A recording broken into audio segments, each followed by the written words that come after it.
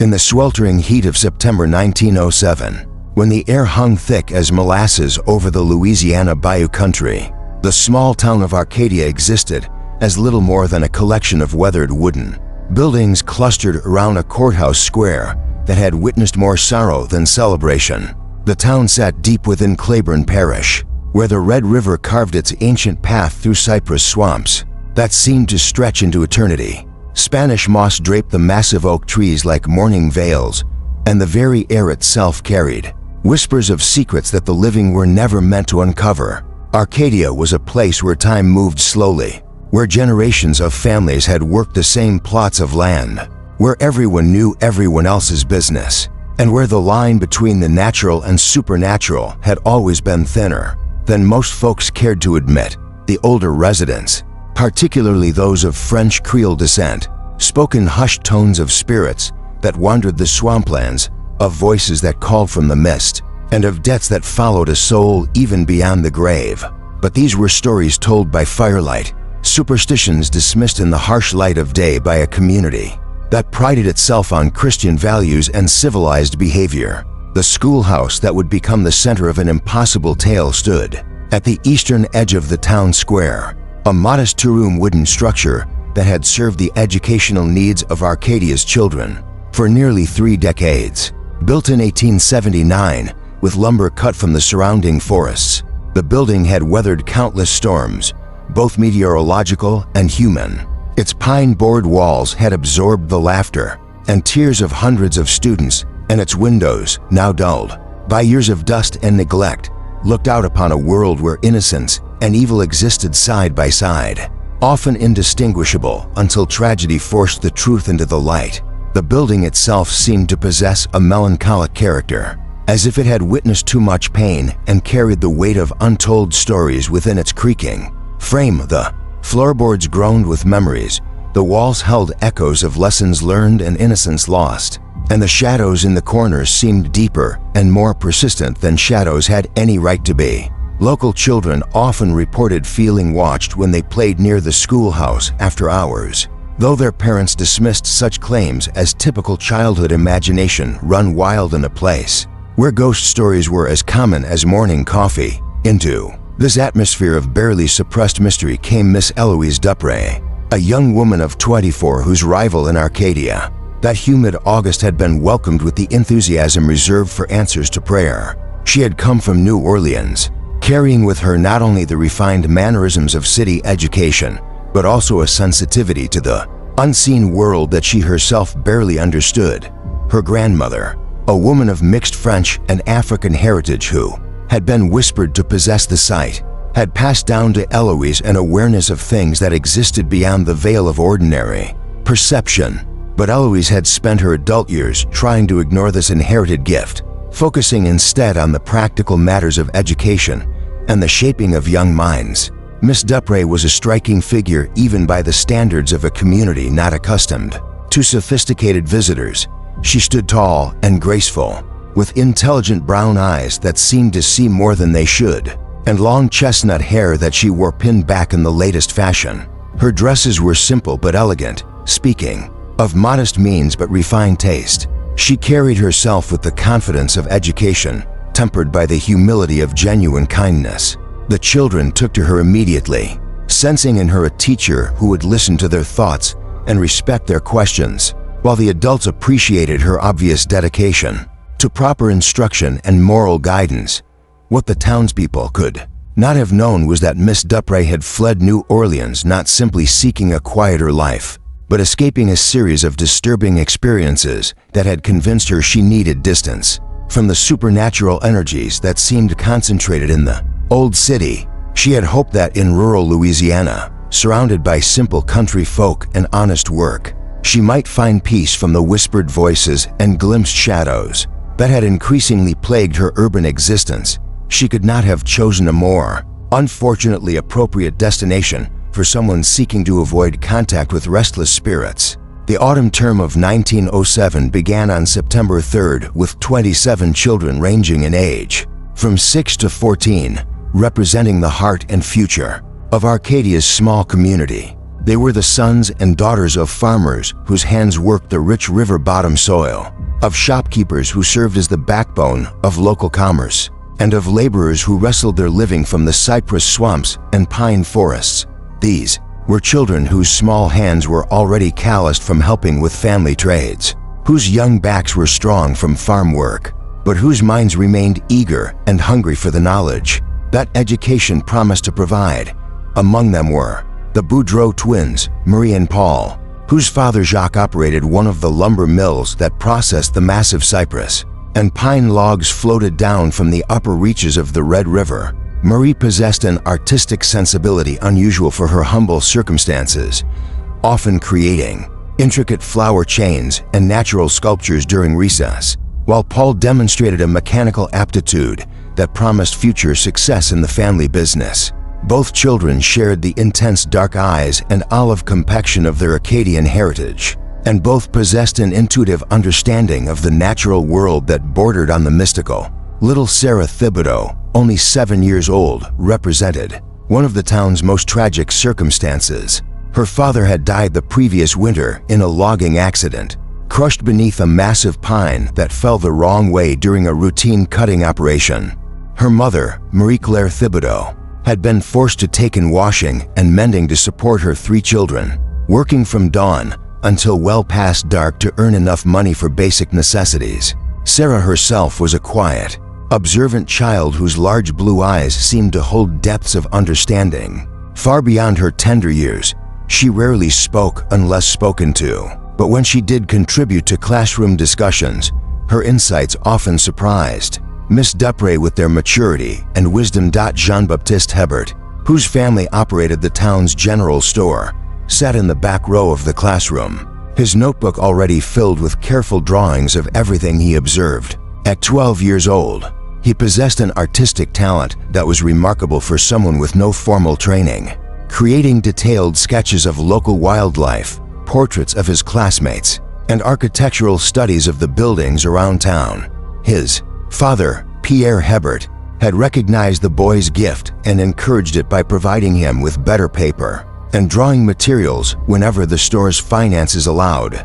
Jean-Baptiste's artistic eye would prove crucial to the events that were about to unfold, as he alone among the children possessed the technical skill to capture fine details that others might overlook or dismiss.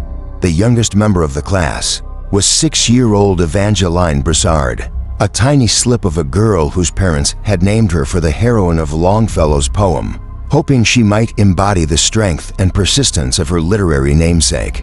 Evangeline was barely large enough to reach the top of her desk, and her writing consisted mainly of carefully formed letters that resembled artistic symbols, more than functional words. Yet she possessed an uncanny ability to sense the emotional undercurrents in any room, often comforting classmates who were upset before they themselves had realized their distress.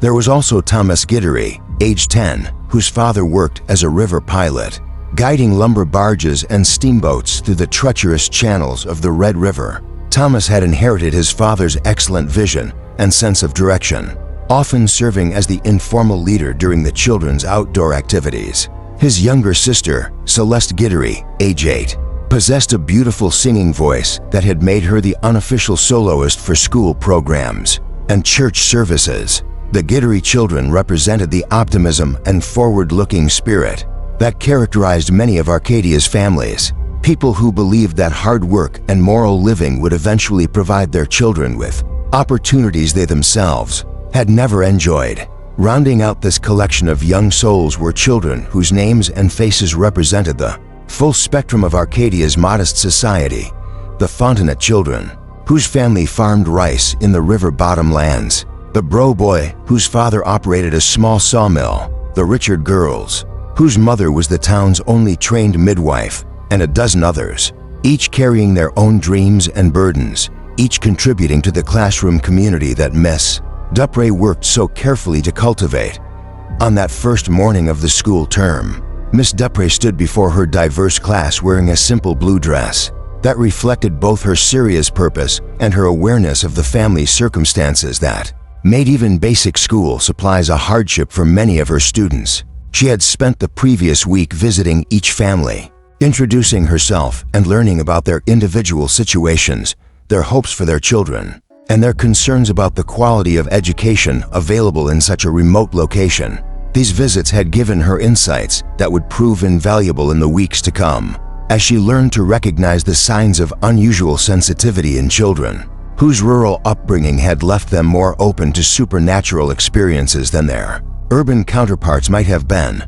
Her first day began with introductions, but not the formal recitations typical of most classrooms. Instead, Miss Duprey asked each child to stand and share something beautiful they had observed in the natural world around Arcadia. The responses revealed the depth of connection these young people had with their environment.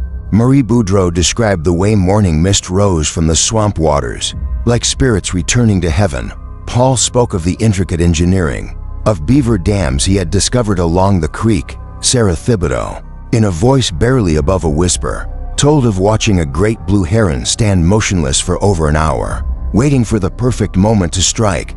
But as those first days of autumn passed, Miss Duprey began to notice subtle disturbances in the normal rhythms of classroom life that left her increasingly unsettled. The children would sometimes stop in the middle of recitations, their attention caught by something in the far corner of the room where shadows gathered. Despite the bright September sunlight streaming through the windows, they would turn their heads in unison, as if responding to a sound she could not hear, and their young faces would take on expressions of concern mixed with curiosity that seemed far too mature for their years. When she asked what had caught their attention, the children would shake their heads with the quick embarrassment of young people caught in behavior they couldn't explain. "Nothing, Miss Duprey," they would say, but their eyes would dart back to that corner with a persistence that spoke of experiences they lacked the vocabulary to describe. Some of the younger children began requesting permission to move their desks away from that particular area of the room, claiming they felt cold when they sat too close to it.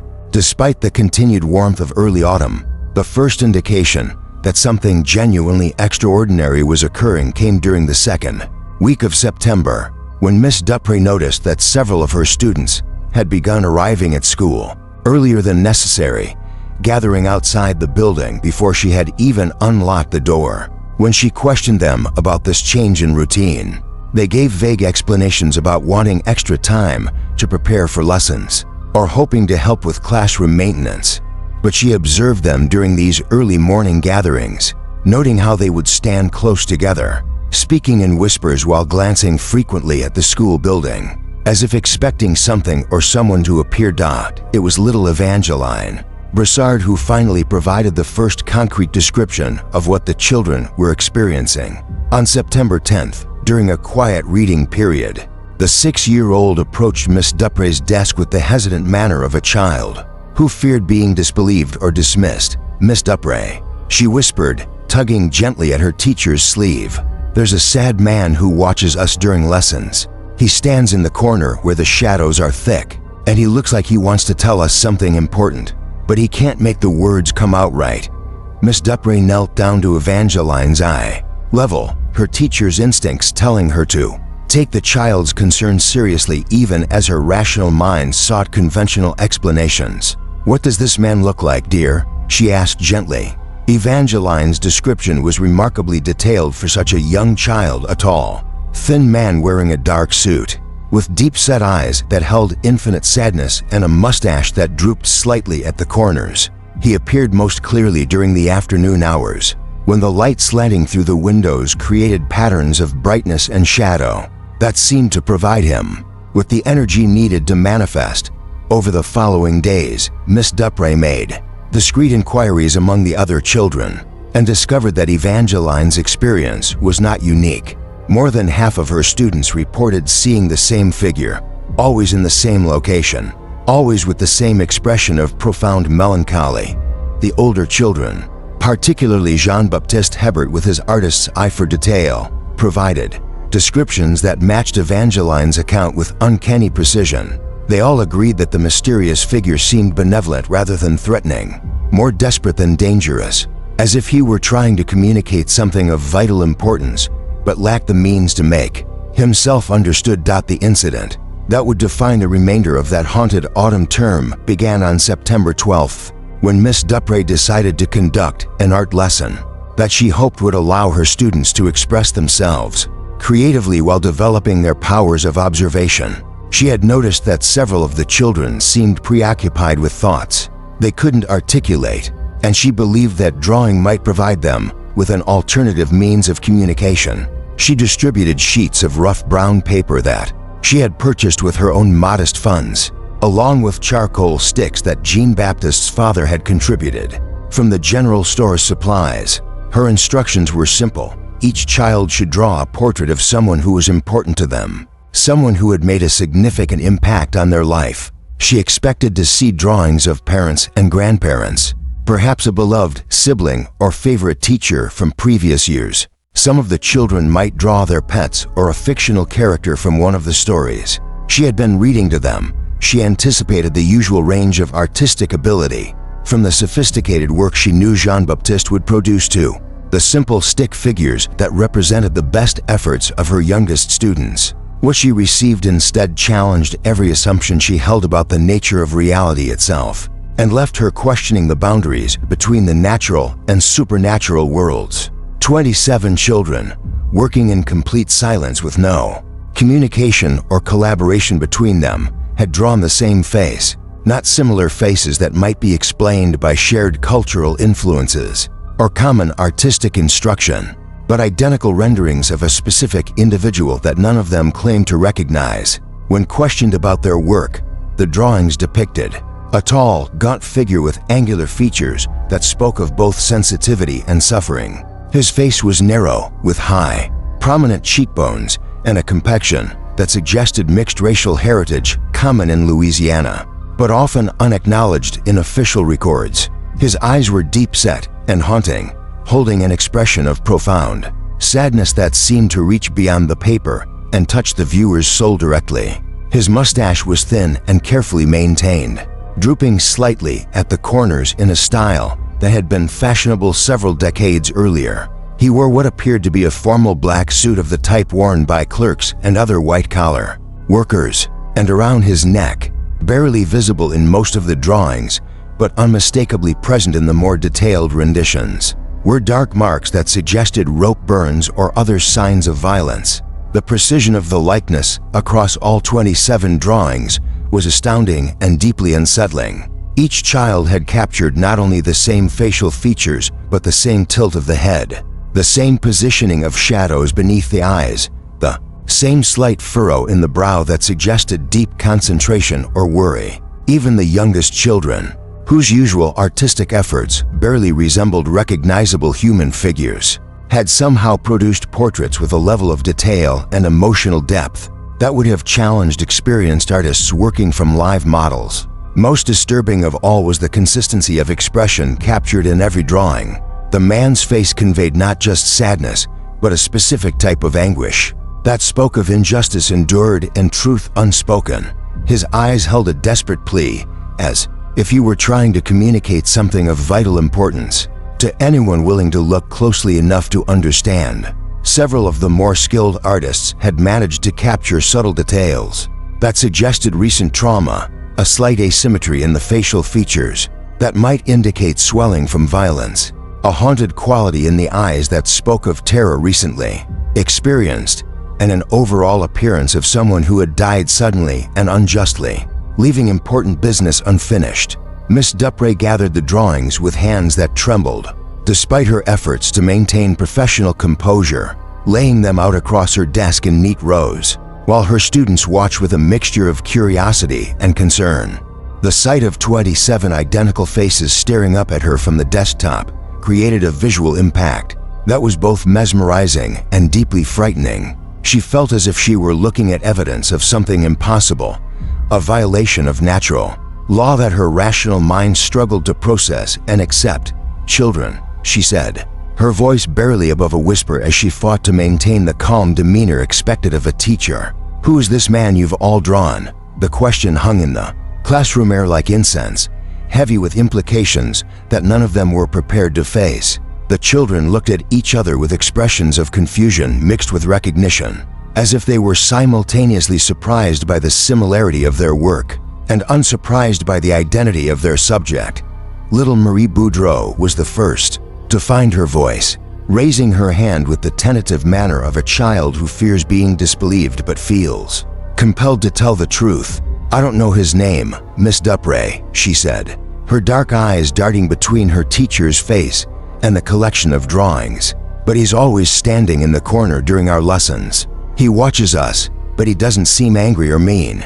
He just looks sorry about something, like he's carrying a heavy burden that he can't put down." Her twin brother Paul nodded vigorously in agreement, adding, "Sometimes he tries to talk to us, but his words come out all whispered and unclear, like he's speaking from underwater or from very far away.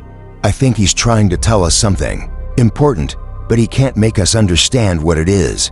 Sarah Thibodeau, normally one of the quieter students, surprised everyone by speaking up with unusual boldness. "He comes to my dreams sometimes," she said, her small voice carrying a conviction that made the adults in hearing distance take notice. "He shows me pictures of things that happened to him, like when you look at photograph albums, but the pictures move like they're alive. Bad things, people being mean to him, hurting him, not listening when he tries to explain something. And he keeps saying he didn't do whatever it was they thought he did." Several other children murmured agreement, describing similar nocturnal visitations that had left them with fragmentary memories of scenes from a life they had never lived and experiences they could not have imagined. These dream encounters were remarkably consistent across multiple students, suggesting either a shared psychological phenomenon of unprecedented scale or genuine supernatural communication that challenged conventional understanding of life and death. Most remarkable of all was the testimony provided by Jean-Baptiste Hebert, whose artistic talents had enabled him to capture details that the other children had observed, but lacked the skill to reproduce accurately. "Miss Dupré," he said, his young voice steady despite the trembling of his hands. "When I was drawing his picture, I could feel his presence standing right behind me, guiding my hand with his own. It was like he was using me to create his own portrait, showing me exactly how he wanted to be remembered." Jean-Baptiste paused, his eyes focused on something beyond the classroom walls, as if he were seeing events that had occurred in a different time and place. "For just a moment, while I was drawing, I could see through his eyes. I saw the night they came for him, a whole crowd of angry people with torches and ropes, breaking down the door of his little house. He was sitting at a table reading a book about birds when they burst in. He was so scared, Miss Dupré, and he kept telling them he didn't hurt nobody, that he would never hurt a child, but they wouldn't listen. They had already made up their minds about what he was and what he had done." The 12-year-old's account sent chills through everyone present, not only because of its vivid detail, but because of the mature understanding it demonstrated of concepts that should have been far beyond his experience. The other children nodded as Jean-Baptiste spoke, their faces showing the recognition of someone describing events they had also witnessed. Even though logic insisted that such shared visions were impossible, Miss Dupré found herself struggling to process information that challenged everything she thought she understood about the world. Her teacher's training had prepared her to deal with difficult students, learning disabilities, and disciplinary problems, but nothing in her education had addressed how to handle a classroom apparently inhabited by the spirit of a dead man who was using her students as conduits for supernatural communication. The rational part of her mind searched desperately for conventional explanations, mass hysteria, suggestion, coincidence, anything that might account for such remarkable consistency without requiring her to accept the reality of ghostly visitation. But her grandmother's legacy, the inherited sensitivity she had spent years trying to suppress, recognized the truth of what she was witnessing. The drawings, the children's testimonies, the growing sense of presence that she herself had begun to feel during quiet moments in the classroom, all of it pointed to a single, impossible conclusion. A dead man was trying to tell his story through the pure, receptive minds of children who had not yet learned to dismiss such experiences as impossible. That evening, Miss Dupré carefully gathered the 27 drawings and made her way to the modest home of Mrs. Evangeline Boudreau. The town's unofficial historian and keeper of local memories, Mrs. Boudreau was a woman of 73 who had lived in Arcadia her entire life, witnessing the birth, growth, and transformation of the community from a rough frontier settlement into a modestly prosperous parish seat. She knew every family, every scandal, every tragedy that had shaped the town's character. And if anyone could identify the mysterious figure in the children's drawings, it would be her. Mrs. Boudreau's small house sat on a tree-lined street just 2 blocks from the courthouse square, its front porch decorated with hanging baskets of ferns and flowering plants that created a welcoming atmosphere despite the serious nature of Miss Dupre's visit. The elderly woman invited her young visitor inside, serving coffee and homemade pralines while listening to the account of the day's extraordinary events with the careful attention of someone who had learned that truth often came disguised in forms that rational minds were quick to dismiss. When Miss Dupre spread the children's drawings across Mrs. Boudreau's kitchen table, the elderly woman's reaction was immediate and profound. Her weathered face went pale as morning mist, and she sank heavily into her favorite rocking chair, her hand moving instinctively to the crucifix that hung around her neck. For long moments she sat in silence, studying the identical portraits with eyes that held both recognition and terrible sadness. "Mon Dieu," she whispered finally, her voice carrying the weight of memories she had hoped never to revisit. "That's Albert Moreau." She crossed herself with the automatic gesture of someone whose faith had been tested by years of witnessing human cruelty disguised as justice. He was hanged 2 months ago, right there in the courthouse square, from that big oak tree that's been standing since before any of us were born. Mrs. Boudreau closed her eyes as if the very sight of the drawings caused her physical pain.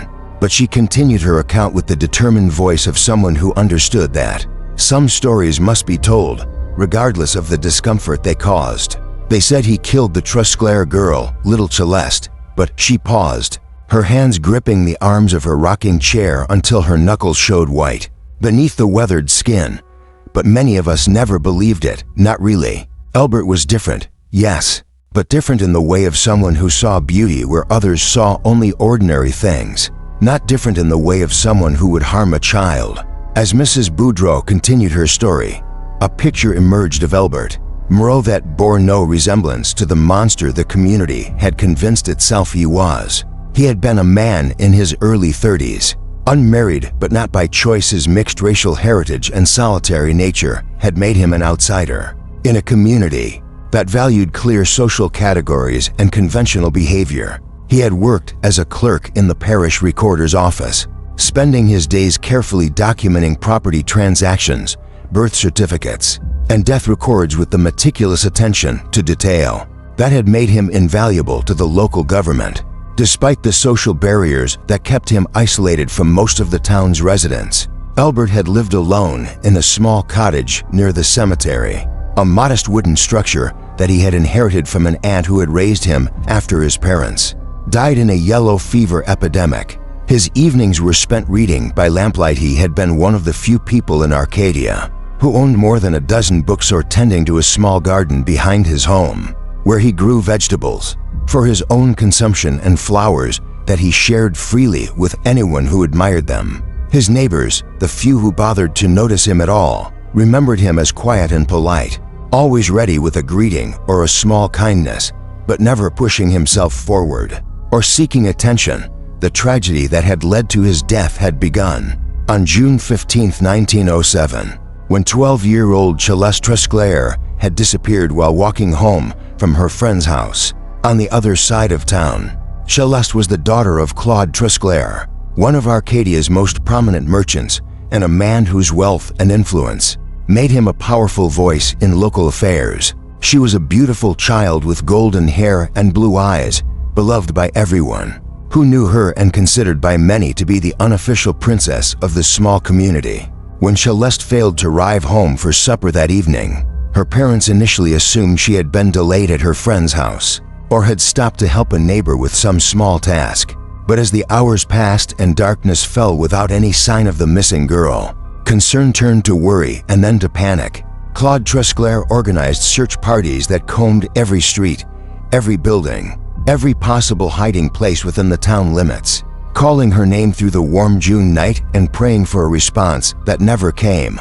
The girl's body was discovered 3 days later by a fisherman checking his trot lines along a quiet stretch of the bayou about 2 miles from town. She had been strangled, and evidence suggested that she had been killed elsewhere and then dumped in the water, where the currents had carried her downstream from the initial crime scene.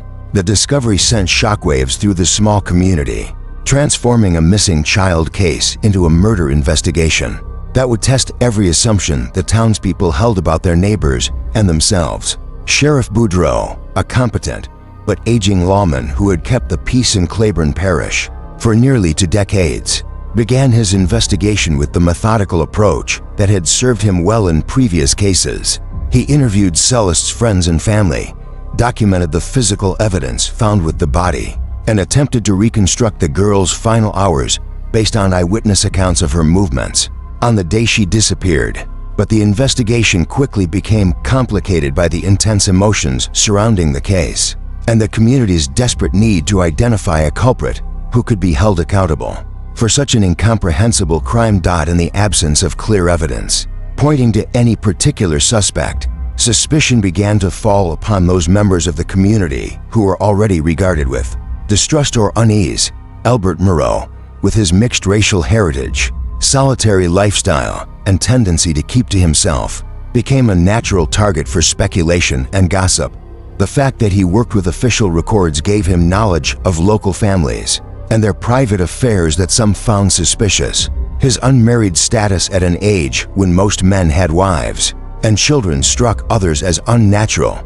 His habit of taking long walks alone in the evening, often past the homes where children lived, began to seem sinister in retrospect. The transformation of Albert Moreau from harmless eccentric to suspected child killer occurred with the frightening speed that characterizes mass hysteria in small communities. Conversations that began as expressions of concern for Celeste's family gradually evolved into speculation about potential suspects, and speculation hardened into conviction with little regard for actual evidence. People remembered incidents that had seemed innocent at the time but now appeared suspicious.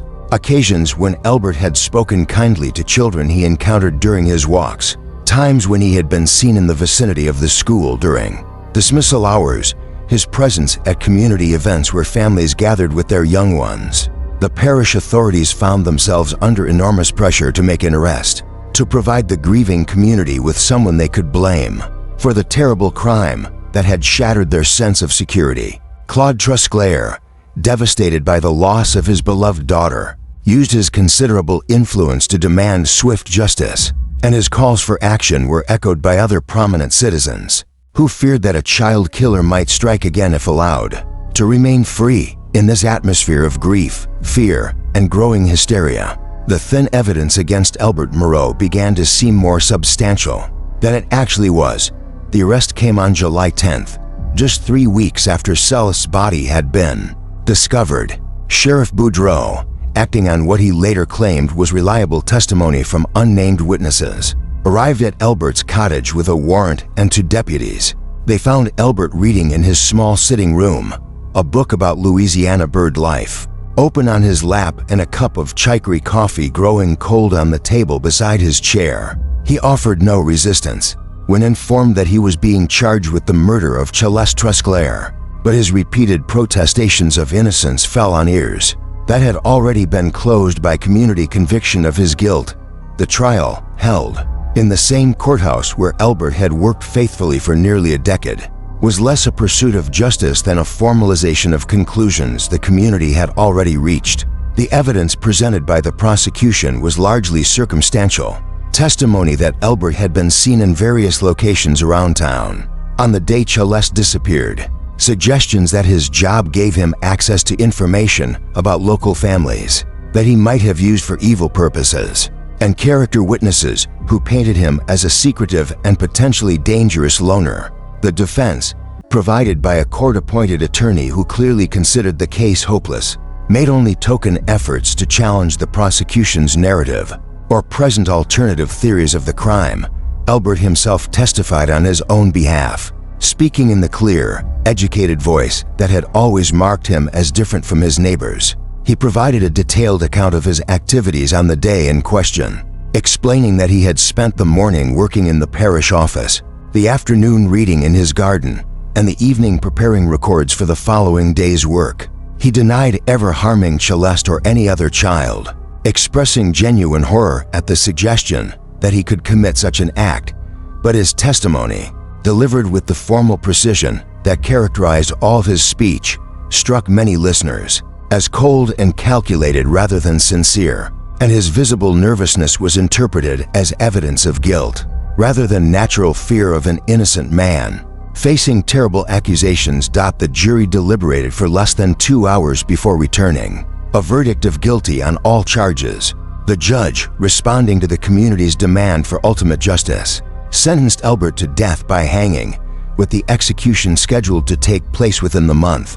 Throughout the proceedings, Albert maintained his innocence with a quiet dignity that impressed some observers but failed to generate any significant support for his cause.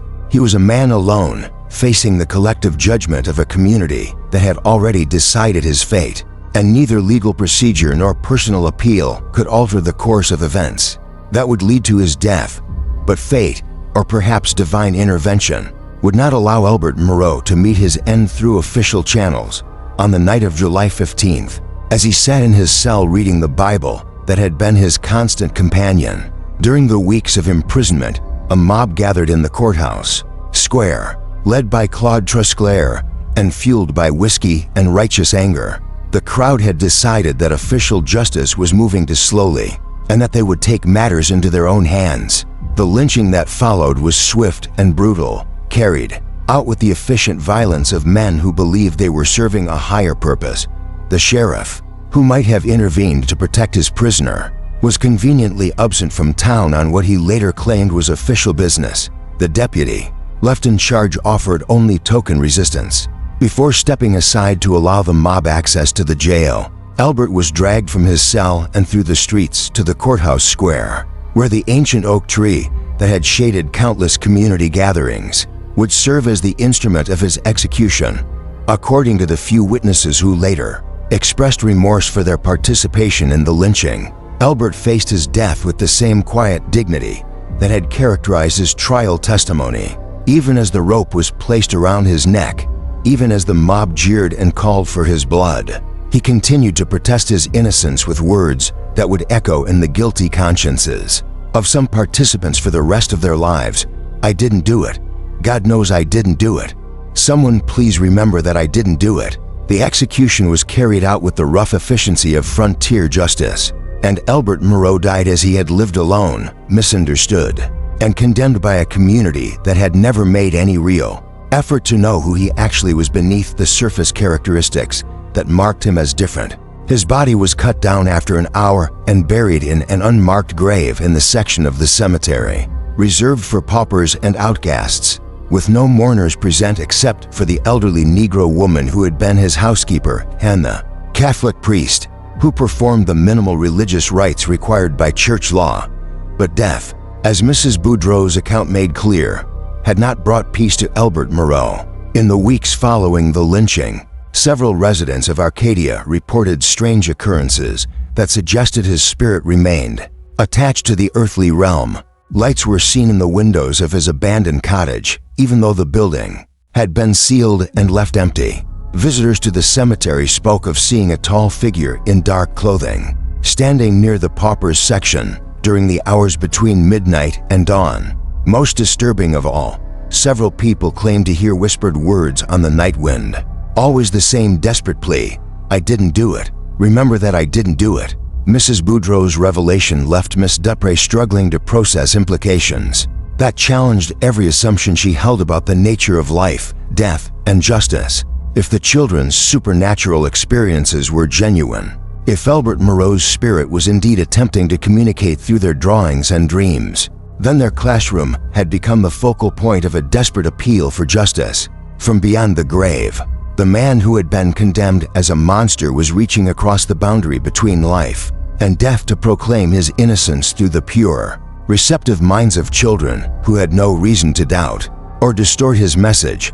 but accepting the supernatural explanation for the events in her classroom would require Miss Duprey to acknowledge the existence of phenomena that her rational, educated mind had been trained to dismiss as superstition and ignorance. It would mean admitting that the boundaries between life and death were more permeable than she had been taught to believe, and that justice delayed in the earthly realm might seek resolution through means that exceeded human understanding. Most troubling of all, it would mean accepting responsibility for serving as an intermediary between the world of the living and the desperate spirit of a man whose final earthly desire was to have his innocence acknowledged and remembered. The next morning, Miss Duprey returned to her classroom carrying the weight of knowledge that no teacher should have to bear. She had spent the night wrestling with the implications of Mrs. Boudreau's revelation, trying to reconcile her rational understanding of the world with the increasingly undeniable evidence that her students were serving as conduits for supernatural communication. The 27 identical drawings lay carefully arranged in her desk drawer, tangible proof of something that logic insisted was impossible, but that her inherited sensitivity recognized as profoundly real. As the children filed into the classroom for another day of lessons, Miss Duprey observed them with new awareness of the burden they were carrying. These young souls, innocent of the complex social and racial dynamics that had led to Albert Moreau's death, were being asked by forces beyond human understanding to serve as witnesses to a terrible injustice.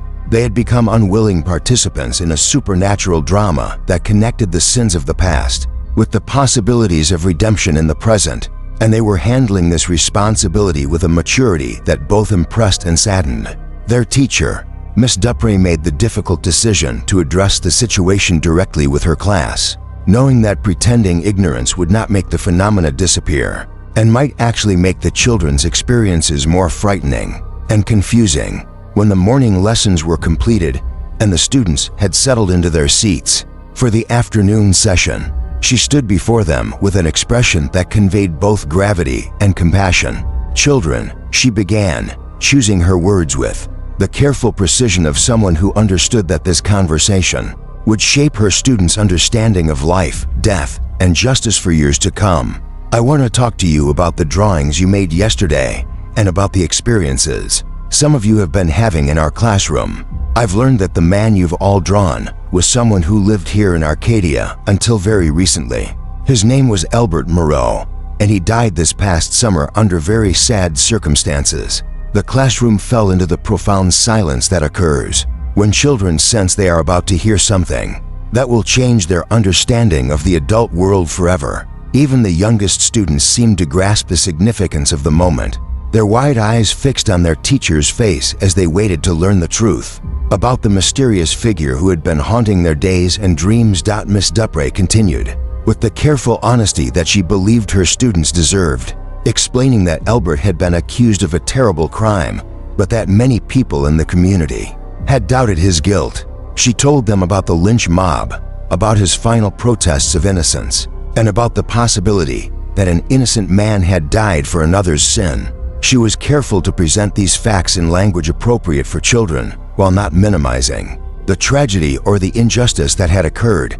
"I believe," she said, her voice steady despite the emotional difficulty of the subject, "that Mr. Moreau's spirit is trying to tell us something important through your drawings and your dreams. I think he wants people to remember that he was innocent of the crime they accused him of, and perhaps he's hoping that someone will care enough to listen to his story and try to learn the truth about what really happened."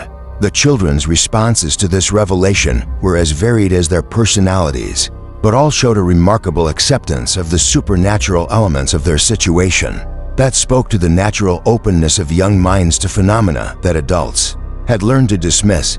Marie Boudreau nodded solemnly and said, "I thought maybe he was someone who needed help, but I didn't know how we could help a person who was already dead." Paul added, "He seems like he was a nice man when he was alive. I don't think he could have hurt anybody, especially not a little girl." Sarah Thibodeau, whose own family had suffered tragedy and injustice, showed particular empathy for Albert's situation. "In my dreams, he shows me how scared he was when the angry people came to get him. He kept trying to explain that he didn't do anything wrong, but nobody would listen. It makes me sad that people can be so mean to someone who was just different from them. Jean-Baptiste Hebert, with his artist's sensitivity to emotion and detail, provided insights that revealed the depth of his supernatural encounters with Albert's spirit.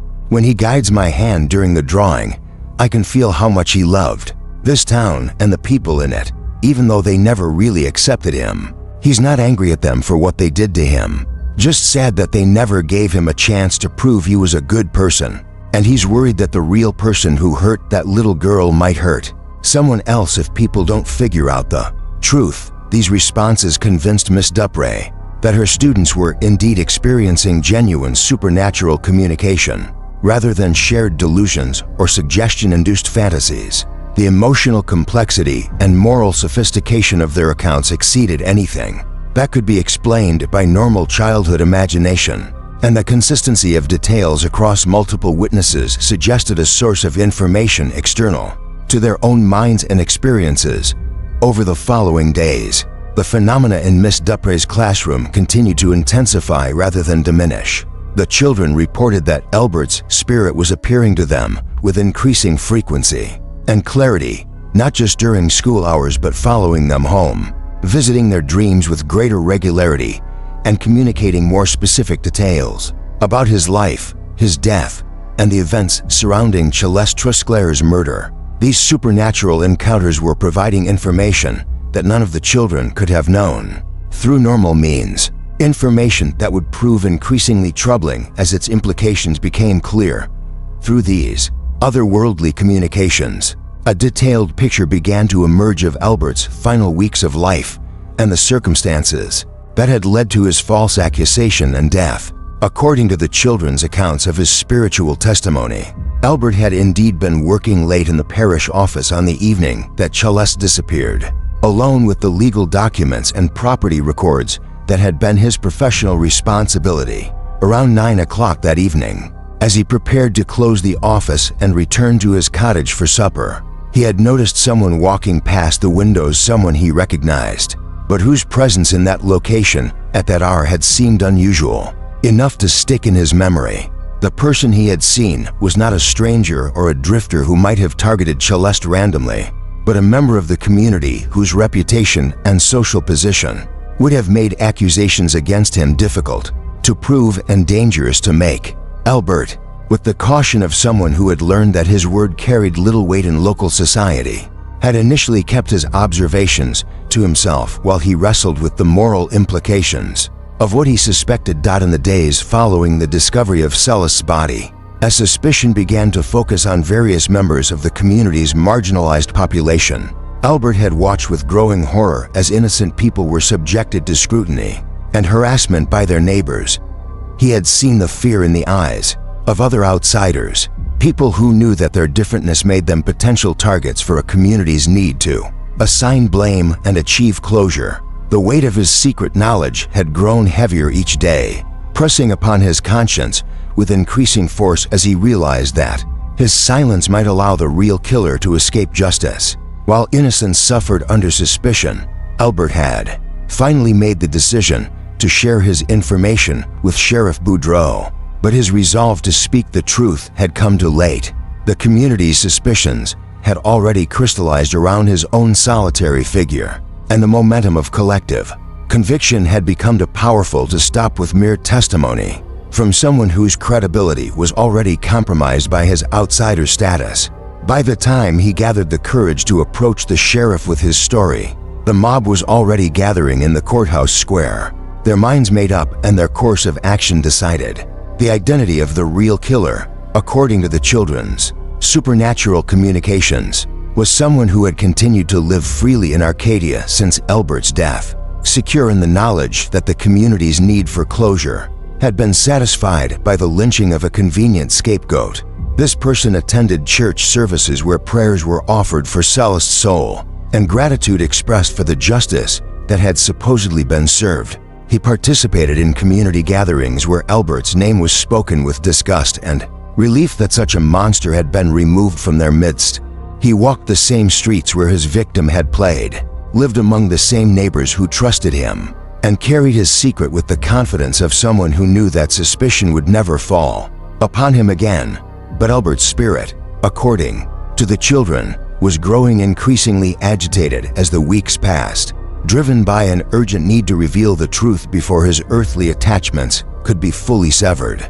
The supernatural communications suggested that he was being allowed this opportunity to seek justice from beyond the grave, but that his time was limited and his ability to maintain contact with the living world was weakening with each passing day. His appearances to the children were becoming more desperate, his messages more specific, as if he understood that this might be his only chance to ensure that his innocence was established and the real killer identified. The children reported that Albert's spirit was particularly concerned about the possibility that the true murderer might strike again, targeting another innocent child in the community while everyone believed the threat had been eliminated. This fear was driving his increasingly frantic attempts to communicate, as he struggled against the natural barriers between life and death to deliver information that could prevent future tragedy and bring delayed justice for past crimes. Word of the supernatural occurrences in Miss Dupre's classroom began to spread through Arcadia's small community with the inevitable speed of gossip in a place where everyone knew everyone else's business. Parents whispered to each other outside the general store, in church pews before services began, and during chance encounters on the dusty streets, sharing fragments of information their children had brought home and trying to make sense of events that challenged their understanding of both natural law and divine providence. The community's reaction to these reports was sharply divided along lines that reflected deeper tensions about justice, truth, and the legitimacy of the summary execution that had ended Albert's life. Those residents who had harbored private doubts about Albert's guilt, who had been troubled by the swiftness of community judgment and the violence of his death, saw the supernatural phenomena as possible confirmation of their suppressed suspicions. They began to speak more openly about their concerns, sharing memories of Albert's gentle nature and questioning whether proper investigation had been conducted before the lynch mob delivered its rough justice. Conversely, those who had supported or participated in the lynching reacted to the ghostly communications with anger and determination to suppress any suggestion that they had been wrong about Albert's guilt. The possibility that they had murdered an innocent man was too terrible to contemplate, too threatening to their self-image as righteous defenders of community values. They insisted that the children's experiences were the product of suggestion, imagination, or deliberate deception designed to undermine the justice that had been served and create doubt where certainty was needed. Claude Trusclair, still grieving the loss of his beloved daughter and unwilling to consider that her real killer might remain unpunished, emerged as the leader of those who demanded that the supernatural claims be suppressed and dismissed. His pain and his influence made him a powerful voice in calling for an end to what he characterized as morbid fantasies that dishonor my daughter's memory and give false hope to those who would excuse evil. His supporters included other prominent citizens who had been vocal in demanding Albert's death and who now found their reputations and consciences threatened by suggestions that their actions might have been unjust. Miss Dupre found herself caught in the center of this growing controversy, pressured by both sides to take actions that would support their preferred version of events. Some parents demanded that she stop the art lessons entirely and forbid the children from discussing their supernatural experiences, arguing that such activities were encouraging unhealthy obsessions with death and the supernatural. Others insisted that she investigate further and document everything the children reported, believing that Albert's spirit might provide crucial information about the real killer's identity that could prevent future crimes and bring delayed justice. The school board, composed of 5 prominent local men who were more concerned with maintaining community peace than pursuing uncomfortable truths, called an emergency meeting to address what they diplomatically termed the classroom disturbances. The meeting, held in the courthouse where Albert had been tried and convicted, took place on the evening of September 25th with all board members present, along with several concerned parents and community leaders.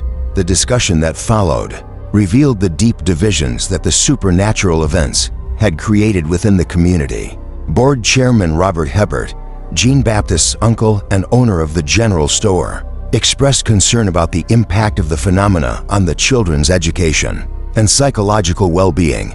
"We hired Miss Dupre to teach reading, writing, and arithmetic," he said, "not to conduct seances or encourage communication with the dead. Whatever is happening in that classroom, it's not appropriate for an educational environment." But Mrs. Evangeline Boudreau, attending the meeting as an interested community member despite having no official standing, challenged this perspective. With the moral authority of someone who had witnessed decades of community history, "Those children are telling us something important," she declared, her aged voice carrying the conviction of someone who had learned to recognize truth, regardless of its source. If Albert Moreau's spirit is reaching out to them, maybe it's because the living failed him so completely that divine justice requires this extraordinary intervention. The debate continued for hours, with emotions running high on both sides and no clear resolution emerging from the heated exchanges. Some board members wanted to dismiss Miss Dupre immediately and close the school until a replacement could be found. Others argued for allowing the situation to continue under careful supervision, hoping that the supernatural communications might provide information that could resolve lingering questions about Celeste's murder.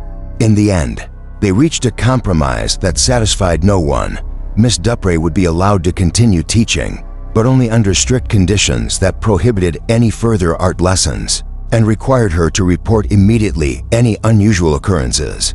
In the classroom, meanwhile, the phenomena themselves continued to intensify despite the adults' attempts to control or suppress them.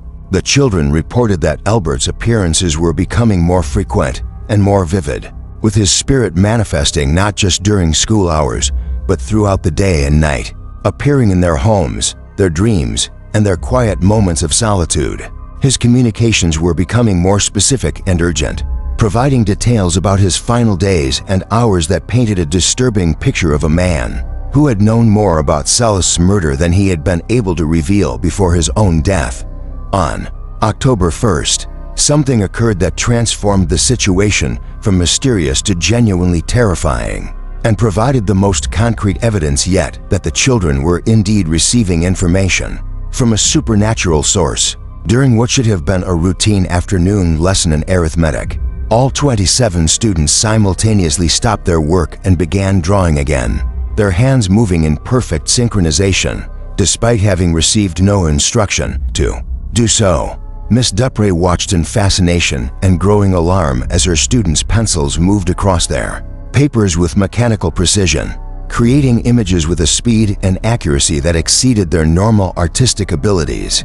The drawings they produced were different from their previous portraits of Albert, showing him in a state of extreme distress that reflected the violence of his final moments. His face was contorted with terror, his mouth open in a silent scream, and dark marks around his neck clearly depicted the rope that had ended his life. But most disturbing of all were the words that appeared at the bottom of each drawing, written in handwriting that matched none of the children's usual script, but was identical across all 27 papers. The message was brief but unambiguous. "They killed an innocent man, and the guilty walks free among you still."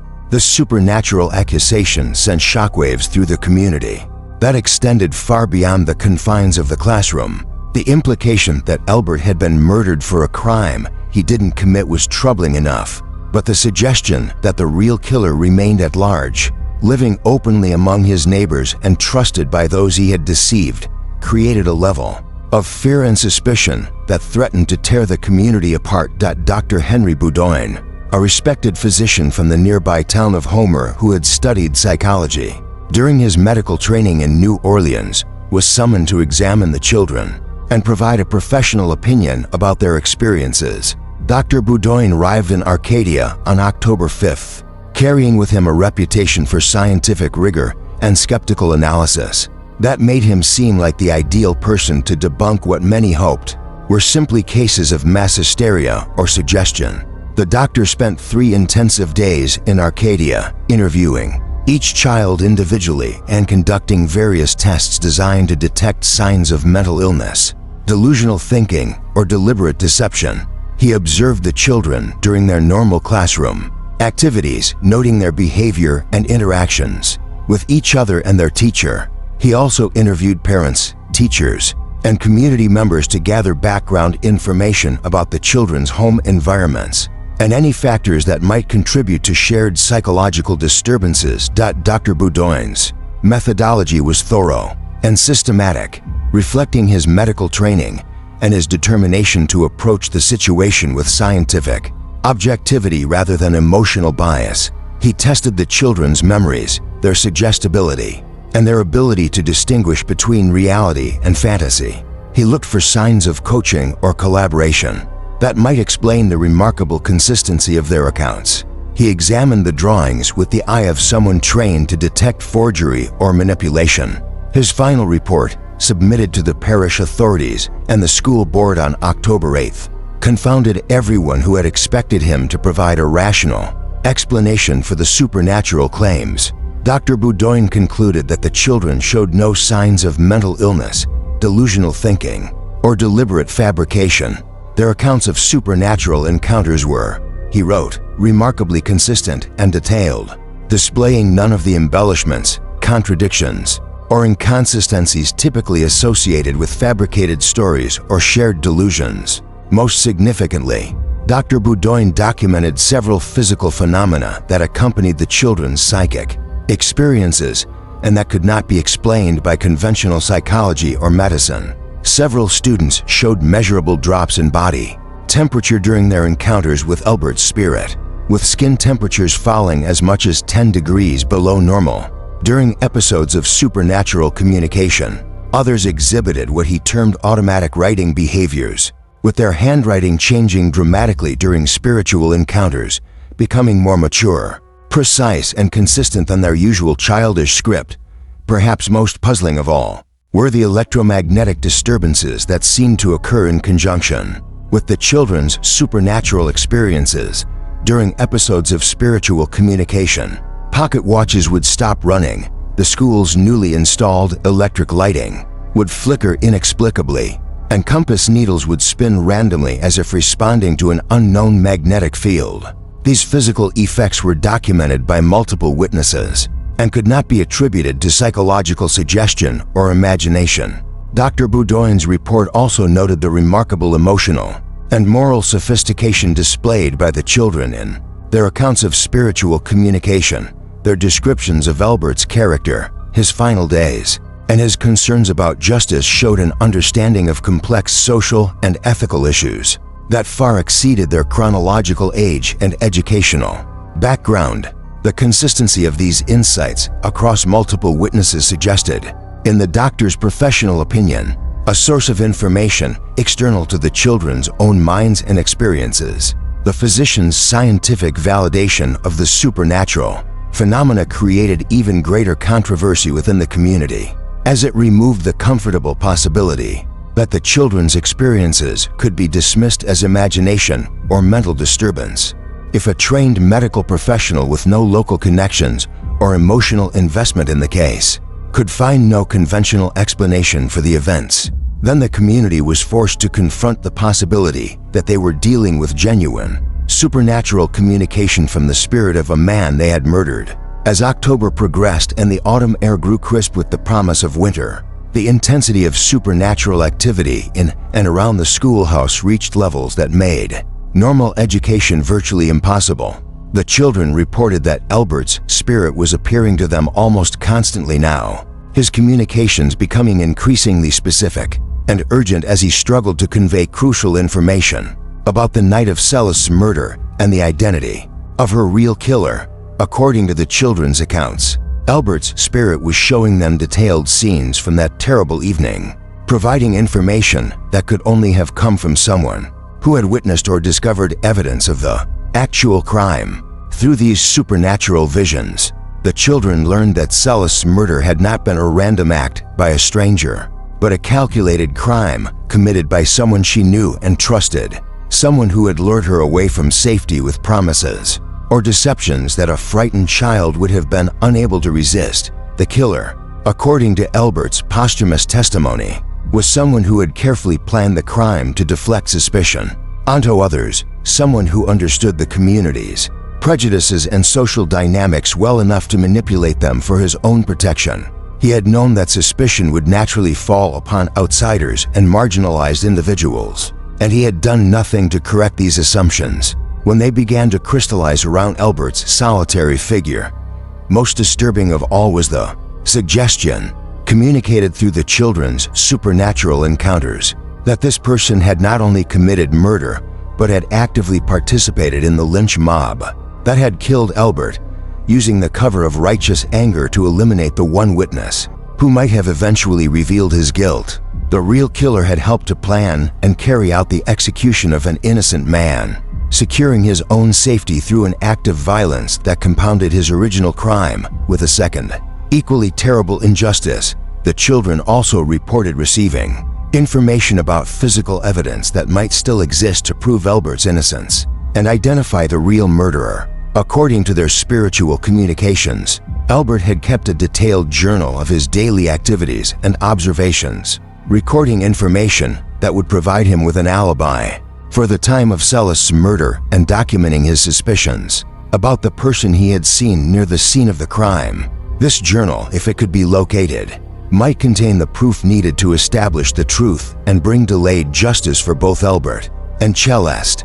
Miss Dupré found herself carrying an increasingly heavy burden as the sole adult witness to these supernatural revelations and the only person in a position to act upon the information being provided by Albert's spirit. The children looked to her for guidance and protection as their experiences became more intense and frightening. The community looked to her either for validation of their beliefs or for debunking of claims that threatened their peace of mind. And somewhere in the balance hung the possibility of justice for two murder victims and the identification of a killer who continued to walk free among his unsuspecting neighbors. The crisis reached its climax on October 13th, when the children produced their most detailed and disturbing set of supernatural communications yet, working again in that eerie synchronization that had characterized their previous episodes of spiritual contact. They created drawings that showed not just Albert Moreau, but a second figure, the shadowy form of a man whose face was deliberately obscured, but whose posture and clothing provided tantalizing clues to his identity. The shadowy figure in the drawings held what appeared to be a rope, and his stance suggested someone in the act of violence or preparation for violence. Most significantly, certain details of his clothing and physical characteristics were consistent enough across all 27 drawings to suggest a specific individual rather than a generic representation of evil. The children had somehow received and recorded information that could potentially identify Celeste's real killer, information that came to them through supernatural means, but which might prove crucial to earthly justice. Beneath these drawings, in that same mature handwriting that none of the children claimed as their own, appeared the most explicit accusation yet. The one who killed the innocent child now walks among you, trusted and respected, while the innocent man lies in an unmarked grave. Justice delayed is not justice denied when truth finds its voice through those pure enough to hear it. The implications of this supernatural testimony were unmistakable, and they created a level of tension within the community that threatened to explode into open conflict. If the children's spiritual communications were genuine, then Arcadia harbored not just an unpunished murderer, but someone who had compounded his crime by participating in the lynching of an innocent man. This person continued to live among his neighbors, attending the same church services, participating in the same community events, and maintaining the trust and respect of people who had no idea of his true nature. The revelation sent neighbors looking at each other with new suspicion and fear, wondering if the person sitting next to them in church or sharing conversation over coffee might be harboring such a terrible secret.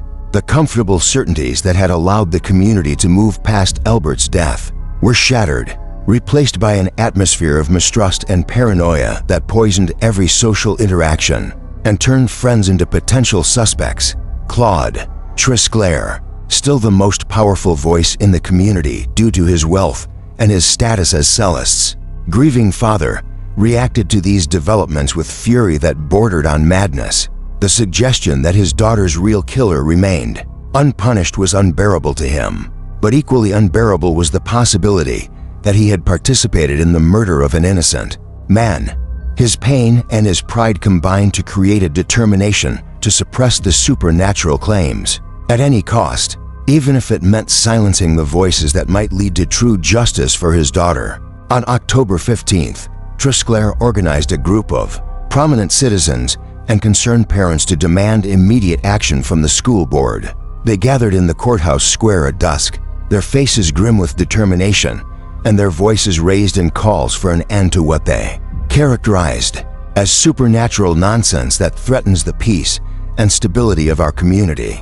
The crowd included many of the same men who had participated in Albert's lynching, their presence creating an atmosphere of barely controlled violence that reminded longtime residents of that terrible night to months earlier. Miss Duprey, who had been asked to attend this confrontation to defend her handling of the classroom situation, found herself facing a hostile audience that seemed determined to hold her responsible for events beyond her control or understanding. Standing before these angry men and women, many of whom had blood on their hands from Albert's murder, she felt the weight of responsibility for both the living children in her care and the dead man, whose spirit had chosen her classroom as the venue for his desperate appeal for justice.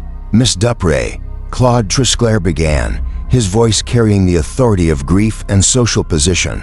Your encouragement of these children's fantasies has gone too far. My daughter is dead and her killer has been punished. These ghost stories and supernatural claims serve no purpose except to dishonor her memory and create doubt where certainty is needed. I demand that you put an end to this nonsense immediately. Before Miss Duprey could respond, Mrs. Evangeline Boudreau rose from her seat in the back of the gathering, her aged voice cutting through the tension with the moral authority of someone who had nothing left to lose and nothing left to fear. Claude Trisclair, she said, her words carrying the weight of decades of community memory. Your grief is real and your pain is understandable, but your certainty is built on foundations that may be false. If there's even a possibility that we killed an innocent man and let the real murderer go free, don't we owe it to your daughter's memory to learn the truth? The confrontation that followed revealed the deep divisions that had been festering beneath the surface of community life since Albert's death.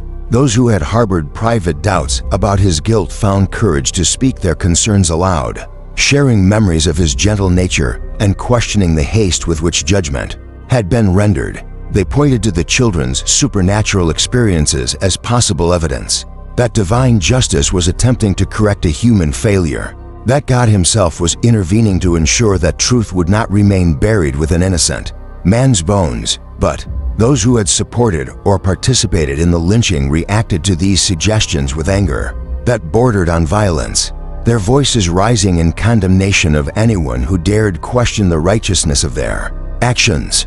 They had convinced themselves that Albert's death was not just justified but necessary, a righteous cleansing of evil from their community, and they would not tolerate any suggestion that their judgment had been wrong or their actions unjust. The meeting deteriorated into near chaos as old grievances and suppressed doubts erupted into open conflict. Friends who had stood together in the lynch mob now found themselves on opposite sides of a divide that seemed impossible to bridge. Families were split between those who believed in the supernatural communications and those who insisted they were elaborate hoaxes or delusions. The social fabric of the community, already weakened by the violence of Albert's death, began to tear apart under the pressure of questions that had no easy answers. In the midst of this confrontation, young Jean-Baptiste Hebert rose from where he had been sitting quietly with his parents, his 12-year-old voice cutting through the adult arguments with a clarity that commanded attention.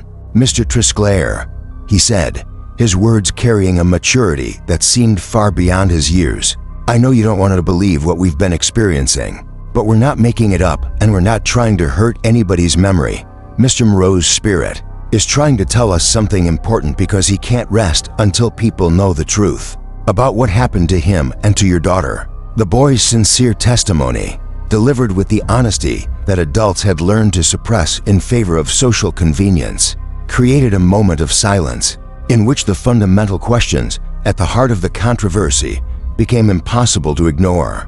Here was a child with no ulterior motive, no reason to lie or deceive, claiming supernatural contact with a dead man's spirit and pleading for justice that transcended the boundaries between life and death. Claude Trusclair stared at the young boy for a long moment, his face showing the struggle between a father's desperate need for certainty and a man's growing doubt about the foundations of that certainty.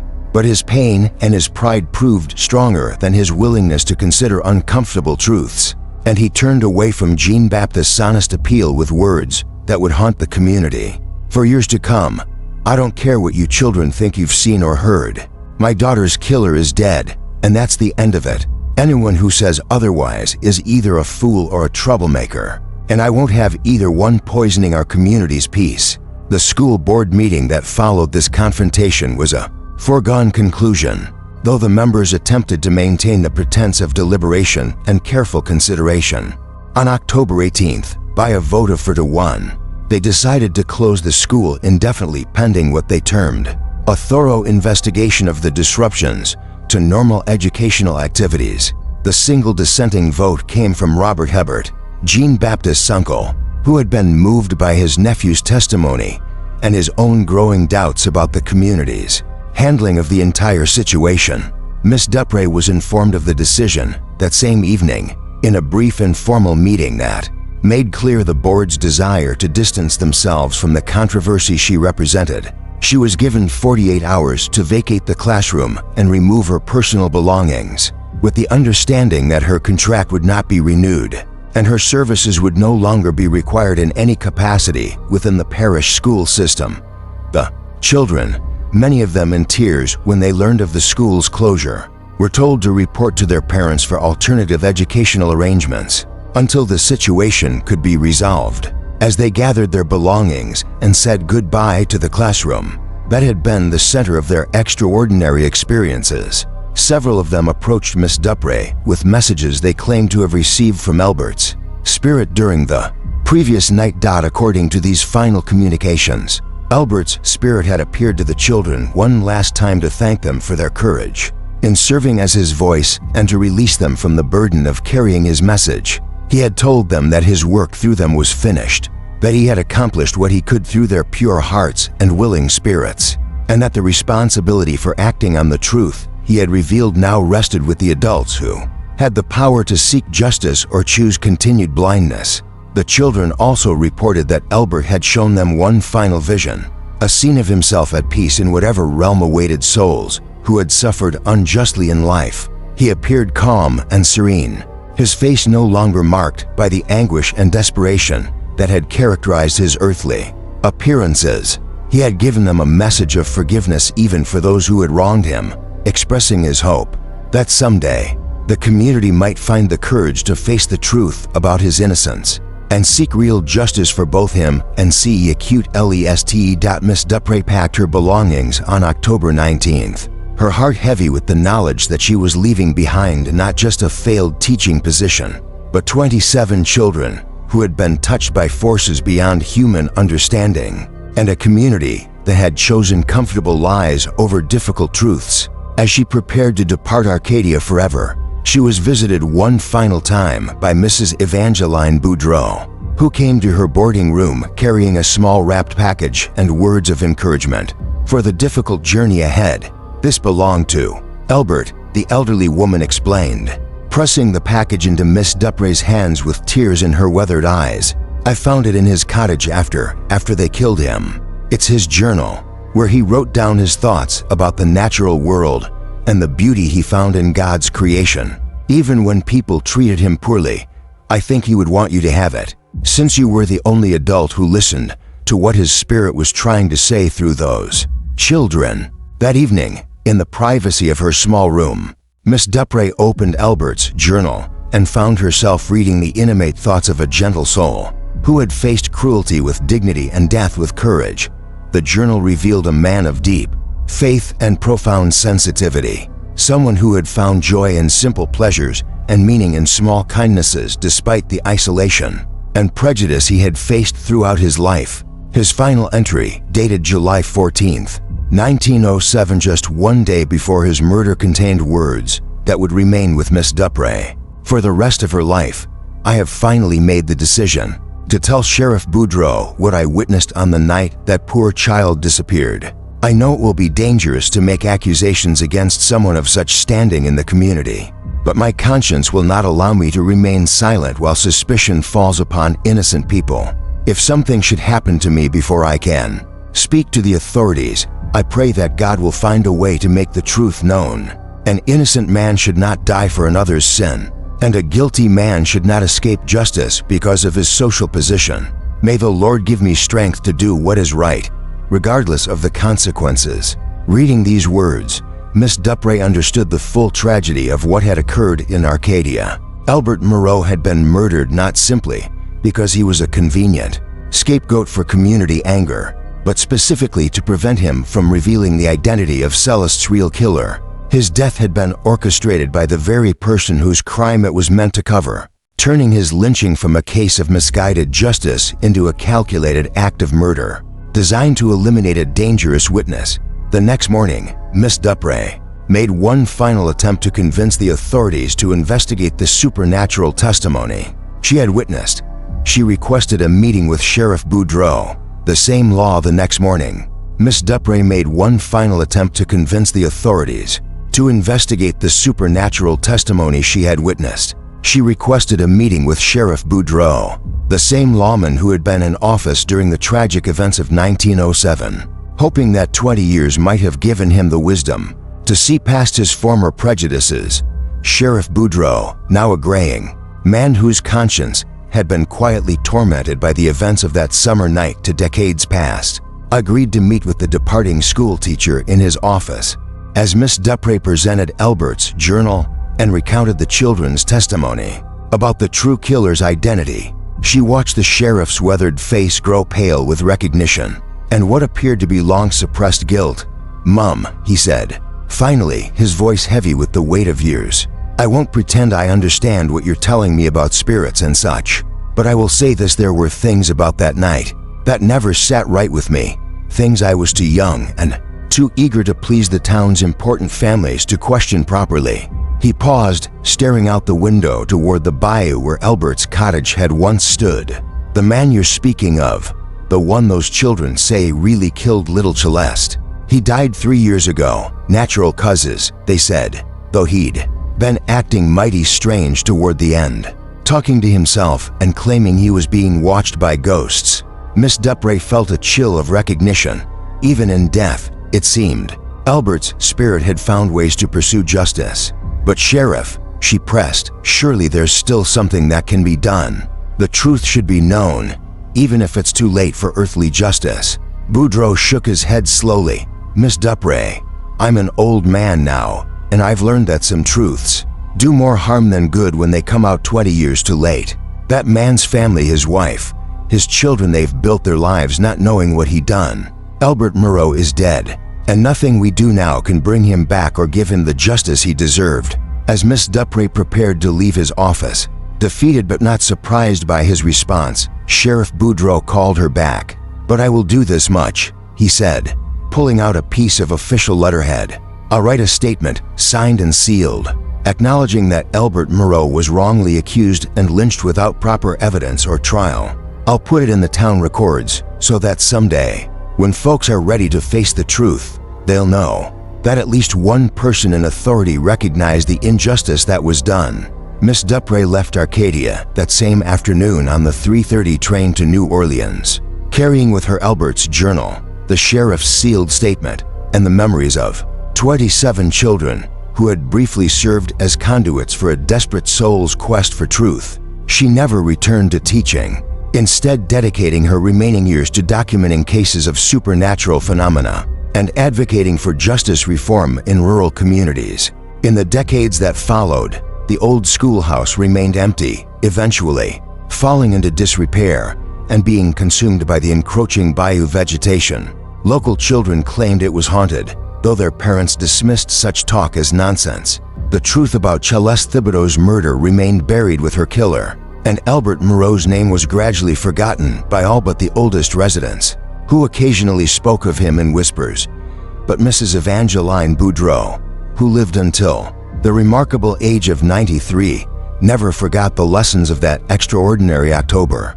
In her final years, she would tell her great-grandchildren about the importance of listening to voices that others choose to ignore, of standing up for truth even when it comes through the most unlikely messengers, and of remembering that justice delayed is not always justice denied. Sometimes it simply waits for hearts brave enough to hear it. When she passed away in 1954, her family found among her possessions a carefully preserved newspaper clipping about Miss Dupre's brief tenure at the Arcadia School, along with a handwritten note that read, "Some truths are too important to die with us. May future generations have the courage we lacked." The story of Albert Moreau's supernatural testimony through the school children of Arcadia became a whispered legend in the Bayou country, a tale parents told to teach their children about the persistence of truth and the importance of listening to those who have no earthly power to make themselves heard. And though skeptics might dismiss the entire account as the product of mass hysteria or childhood imagination, those who knew the 27 witnesses in their later years would attest that each of them, until their dying days, maintained with absolute conviction that they had indeed served as messengers for a soul seeking justice from beyond the grave. In the end, perhaps that unwavering testimony from those who were children in October 1927 serves as Albert Moreau's truest vindication, not in the courts of earthly law, but in the eternal court of human conscience, where truth eventually finds a way to be heard, no matter how long it must wait for willing ears to receive it.